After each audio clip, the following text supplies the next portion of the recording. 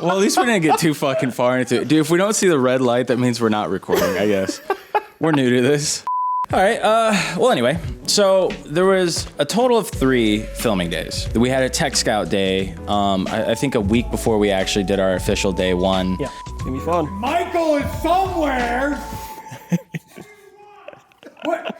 Get the light set up and get out here! Welcome to our film set. Hey, yo, that's my bad.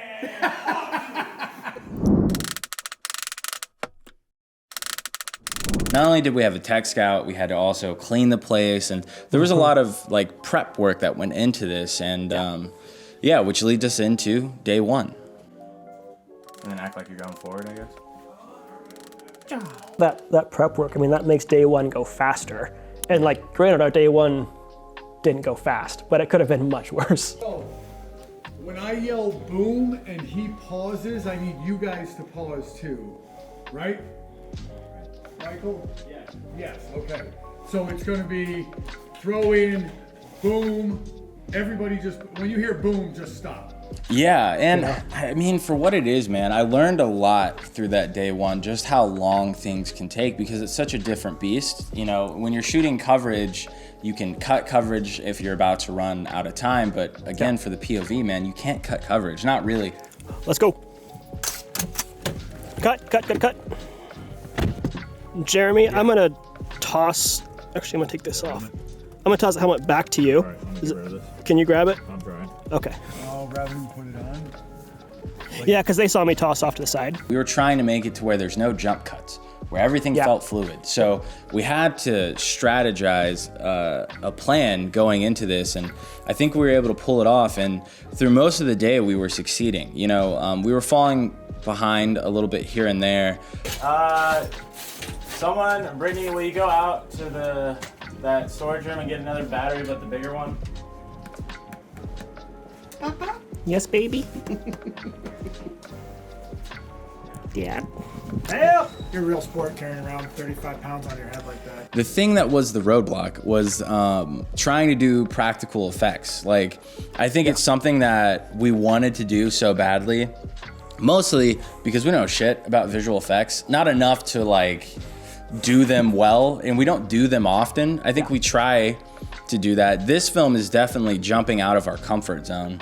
So we wanted to try to have as little visual effects as we could, because we knew that we wanted everything to feel believable. So I mean, me personally, I don't feel like my visual effects are up to snuff to like have realism in them yet. Yeah.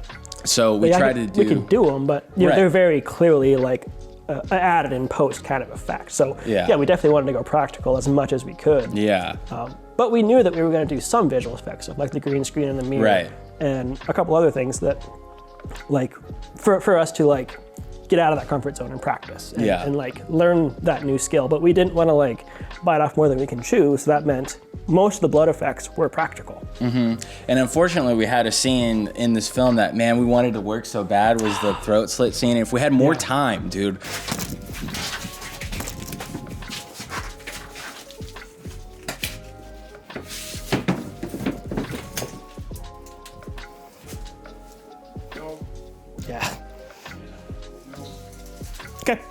Okay, we tried it. All right, we can't do the throat slicing thing. Let's try to do it where we're gonna stab him in the stomach. And we're like, all right, how are we gonna do that? So we were like, all right, we need some sort of pouch. We need some sort of pouch that this fake knife can poke. And Damien was like, all right, I mean, anyone got a condom? And so Jeremy, shout out to Jeremy, for some reason had a condom. And we filled that thing up with blood. And then we realized that, oh, this isn't gonna work. The knife isn't even remotely sharp enough, and we're not going to put anyone in danger by using something that could hurt them. So we had to 86 that as well, and we're like, all right, man, what are we going to do? So last minute, we're going to use a headshot squib that Damien made that was actually meant for a whole different day, but he had it there, thank God, and we were able to rig up Gabe. You're saying you're going to trigger it? I could trigger it. Yeah, I don't care. I'm gonna be in there with the glass. So. All right. Okay. I'm still fine with you triggering it. It doesn't matter, honestly. Because I can reach it now. That it's and you can match up much better. Yeah. Him shooting. Yeah. And I do think you should let it cycle. Yeah, I'll try. I know we've only got one shot with it, but it's, you can, and fuck it, audio doesn't matter, so you're telling, you can be like 3, or just give it 2, 1, shoot. Boom. And that way he knows it's going to go. Yeah. You know to pull the trigger on 2, 1, trigger, shot. But the problem with that is that... Well, that was our first time ever using that squib. Mm-hmm. We meant to use it in the office scene, but we actually, wheeled it back to the bathroom fight scene. Yeah, and then there was a lot of trial and error doing that as well, to where like timing was off a little bit, and then of course when you have so much blood everywhere and you have to do a fresh take, you have to literally clean it. So the moment the take wouldn't work, we had to have our cleaning team go in there and like wipe down the blood and. Slow. 3, 2, 1. God damn it! Sorry. Start over. 3, 2, 1. Helmet. Yeah, taking it back. What do you think? One more time. Yeah, when you came in here, you're just blocked. I saw nothing but your gun. Fuck. I think we ended up doing that like 5 or 6 times. Yeah. So. And cleaning up blood in between each time. Yeah. And re-prepping the squib machine. Yeah, and the squib machine isn't. It's not a fast thing that you can do. At least not the device that we have at the moment. You have to. Well, it was very much like an alpha prototype. Right? Yes. And so it was like, I think Damien watched like a YouTube video on how to do it and bought, the tubing and the pump machine. Mm-hmm. And we were like, yeah, we're just gonna do it live. Yep. So hindsight, we should have tested it. Yeah, I think that's what we learned definitely with this is like, if you have practical effects and you've never done them before, let's not wait until the day that we're shooting to try it. And again, man, filmmaking is learning, and we've learned. Yeah. So going forward, if we ever want to do a squib thing or a throat thing, we'll just try to prep well in advance just to try to, mitigate any of those issues. Yeah. But I think that we did a great job of realizing when something wasn't going to work and trying to flex into something else. And then when that wasn't going to work, we flexed to something else. If we kept our options, all over the place, so that way we were never really stuck. It just cost us time. Yeah, it was just problem solving. And that's every time you do a movie, you're always problem solving. Yeah, that's it. And I think we're in a room full of people that are used to problem solving. So while it was stressful, we were able to get through it and pull off the shot that you see today.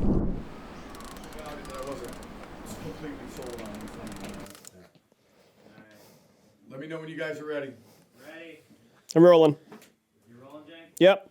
And action. We also have another day, which is day 2, which is what we planned for, which is the finale of the movie, which takes place in a basement at a new location. Yep. Now with much more limited crew, limited cast, because it's a Monday, so people are at work. So I was so happy for this day. All I had to do was lay down and die. Yeah, dude, it was a nice recovery day, I bet, for you. Because again, dude, you were in that helmet way, way, way more than I. Dude, you took it like a champ, because there is no way in hell that I would have any amount of the spirit that you had going into that, especially after a 12-hour day. So shout out to you too, my friend, because that would suck. Yep. But lift with your neck. Yeah, lift with your neck, dude. You're gonna be a beast by the end of this.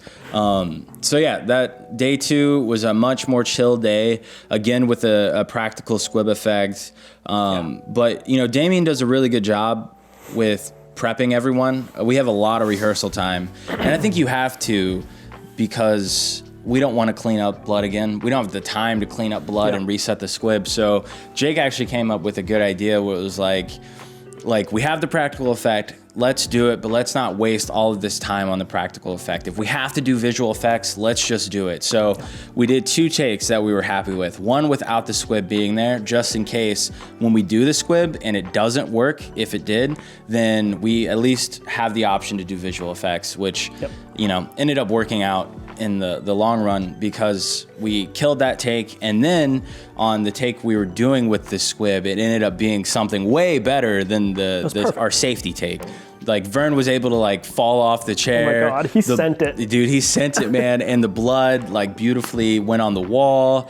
I remember if you watch the film, Vern falls off onto like this shop vac, and he like leans back against it. But what you can't see is that my foot is up against the shop vac, holding him up, because he would have fallen all the way backwards. So I was like holding him up throughout the rest of that day. Oh my gosh, dude. Well, then, like, you know, I'm happy that when he fell, he didn't like say, I fucked up. Like, he committed, he stayed there. Yeah. So like he definitely knew the importance of like not moving and playing a dead body. And then literally as we were on the squib take, I'm just in the other room, but you know, we tried our best to make sure this rig would stay alive throughout the whole thing. But like we don't have that many NPF batteries. We only have 3, so we have to be smart with how we're using our power. So the transmitter died literally as Damien's character is coming up to cam. So the transmitter dies, and like I am no professional in focus pulling. This is literally my first time doing it. But because of all that rehearsal, I was able to get the movement down, and I knew sort of roughly where I needed to pull focus to memory. to pull and Damien focus. hit his mark. So he did hit his mark. He hits his mark, you got the muscle memory, you can just keep that focus wheel right so where it while the transmitter died, my monitor died, I still had connection on my focus puller wheel thingy. I don't know what it's called. I was impressed. You did that blind and it looks fantastic. Yeah, I did it blind, and I was able to nail the focus on the barrel of the gun, and boom, that was it, man. And that was such a rewarding day, especially after our first day, which sort of felt like a failure because we weren't able to complete everything we wanted to do. But yeah, day 2 was awesome. I don't know if anyone's ever going to pick this up in the film, so I want to say it here, is that sonogram that you see in the film is actually a baby elephant. And so we keep doing these like shoot 'em up, you know, military tactical style films like Mahout and now Time to Go. Mahout, the word itself means someone who is a connoisseur of elephants. And then the end of that film, he obviously, you know, the whole objective was to get this stuffed elephant for his daughter or something. So we have this like running Mahout universe that we've sort of created. Cinematic universe that's just like the Easter egg is going to be an elephant. So in our future shoot 'em up films, if we do them, you're going to see some kind of elephant element. What's next? Oh man, I don't know. I think we have a lot of big plans when it comes to this YouTube channel and what we want to do. A lot of our friends are talented, and we want to continue to make original content for Mediaverse, and we have the ranch that was heavily involved in the process of making this film because it's the big set piece. We have big ideas with that, and I just think as a creative team, we want to start making content and like give the opportunity if someone wants to make a podcast and whatever, to sort of have a platform to do that on, and so that way they have their own creative endeavors when it comes to making content they want to make. And we just want to be a platform that hosts a bunch of filmmaking advice, tutorials, because we don't know everything, clearly. We're still learning, but we want to learn with you. And I think our team wants to just make cool stuff and just build a platform that is for the independent filmmaker who wants to continue learning just like we do. So, and to kind of just piggyback off that, like, we learned everything we know from other creators. From the Jacob Owens, from the, you know, like absolutely. All the DSLR guide, like Film Riot, from all these people, man, like we've learned so much. And so those resources are out there.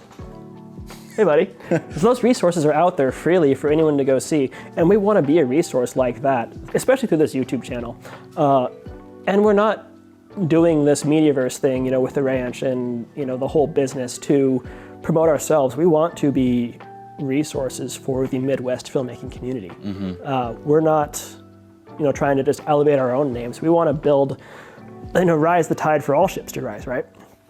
And to that end, I mean, like, reach out to us if you want to collaborate, if you have ideas that you want to pitch or a production that you want to bring us into, and we can help you make that happen. That's our main goal.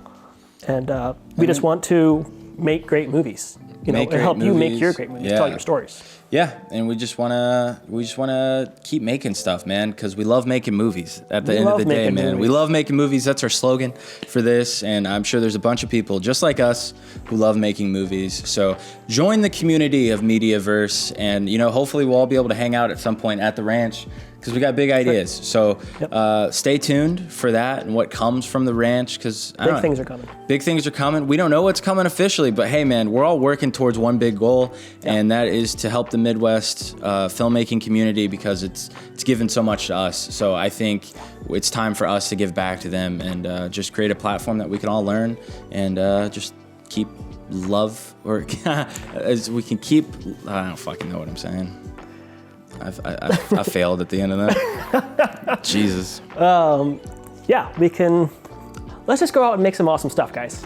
That's the key to this thing. It's not about your name in the credits at the end of the day. This is about telling stories. That's what we want to do. Mm-hmm. Yep. Stay lit. Bye.